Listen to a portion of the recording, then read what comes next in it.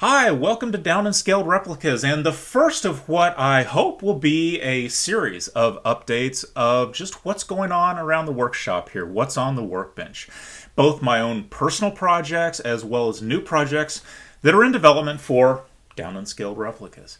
And about me, I build a little bit of everything, whether it's sci-fi or real space or aircraft, trucks, cars, ships, you name it. And it's all going to be on this channel here at some point as I go through and begin new projects. But first of all, what I want to do is I want to tackle a recent release by Atlantis. It's a reissue of Convair Space Shuttlecraft. It really looks like a fun little kit. So follow along and let's see how it looks. And if you enjoy this, I'd appreciate it if you'd click subscribe and go ahead and follow me here on the channel. But in the meantime, let's go ahead and open this guy up and get started.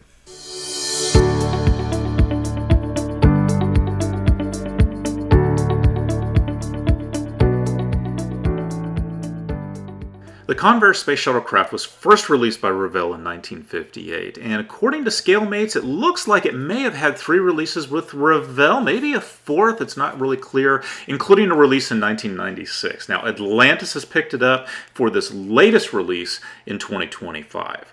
They've done a terrific job reproducing the original kit box artwork, and frankly, Atlantis does a great job with the kit boxes here. Nice and sturdy, very attractive, just a lot of fun to dig into. So let's take a look at it. First up is the waterslide decal sheet. It's really nicely printed from the original artwork. It has both the NASA meatball as well as the worm logos. The blue in the meatball is a little dark in my opinion. And it's also got this kind of funky presidential seal thing going on here. It's cartoonish, but it looks like a lot of fun. I'm definitely going to use some of these decals on my build. Alright, so moving on and setting aside the plastic for just a moment, let's go ahead and take a look at that instruction sheet. Instructions come on a single glossy sheet of paper. It's two-sided. It does look like it's been reproduced from the original artwork, but it's very clearly printed. It's well written. The diagrams are very clear. Look, this is a simple kit. No one is going to have any trouble assembling this kit, and this would be a great first project for kids who are just getting into the hobby. Alright, this is where it gets fun. Let's go ahead and open up the plastic bag that all the parts are sealed in and see just what we've got here. Alright, so let's be honest, this is not going to be the most complicated kit that any of us have ever assembled. There's not a lot of parts here. In fact, I think there's only 4 sprues that are kind of smallish in size overall. It includes the booster, or the rocket. That's that cylinder with the fins on it there. The shuttlecraft, obviously, that's sort of that airplane-looking thing there. And then the launch pedestal, which looks a lot like the one used in real life on the Redstone rocket that initially was used in the NASA Mercury program. Surprisingly, there's not much flash on these parts. Atlantis has done a fantastic job producing this kit, considering that these molds are as old as they are. One other thing to take a quick look at are the 8 figures that are included in the kit. So there are 3 standing sort of technicians, and then there are 5 seated crew members that go into the very small cockpit and cabin included with the kit. Now, the stated scale of the kit is something like 1/150th or maybe 1/56th. I kind of question that. The standing characters are more along the lines of maybe 1/100th, and the seated characters maybe 1/144th or 1/50th. So the scale is whatever you want to make it to be. As I begin to remove the parts off of the sprue, where you've got kind of large joins here with the sprue, what I typically will do is I will clip part of that sprue gate off along with the part, and then I'll pull out my razor saw and I will very carefully cut away the remaining part of the sprue gate there, and hopefully this will leave as much of the part undamaged as possible. And then what I can end up doing is just going after that part with a sanding stick to clean up what's left of the sprue after I'm done sawing it off here. Now I'm just going to be test fitting some of the parts to see how they go together. The locating pins are aligning the parts really well. I'm just using some blue painter's tape to hold things together while I just check the fit on these parts. And again, considering the age of this kit, these parts are really going together very well. I think here you can see there's a little bit of flash there on the side that's going to need to be trimmed off, but really not bad at all. Here's the bottom engine section of the booster there. Really, it's starting to come together. It looks pretty good overall.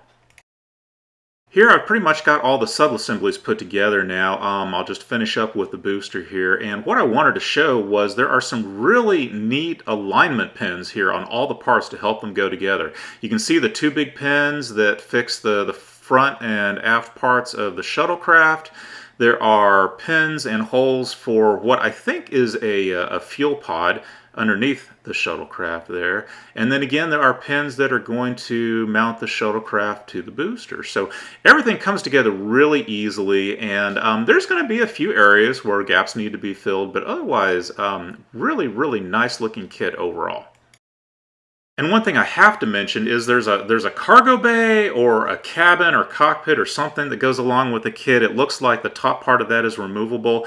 And inside is a really interesting looking cabin for the kit. In fact, if you look at that part there in the middle, you can actually see dials on the instrument panel. Amazing for a kit first produced back in the late 1950s. Really, really cool. And that's where you put your figures if you want to go ahead and put a crew in the ship. This kit is going to be easy enough to assemble. I'm actually going to focus on ramping up the details in a few areas, including the aft end of the shuttlecraft and its fuel tank or fuel pod underneath the shuttlecraft, both the top end and the bottom end of the booster there, and then I'm going to try to do something for that cargo bay in the shuttlecraft as well too. All of this is going to be using 3D designed and printed parts. When I'm designing 3D detail parts for a kit, I find it useful to actually scan some kit parts to make sure that I'm getting the shapes just exactly the way I need them to be.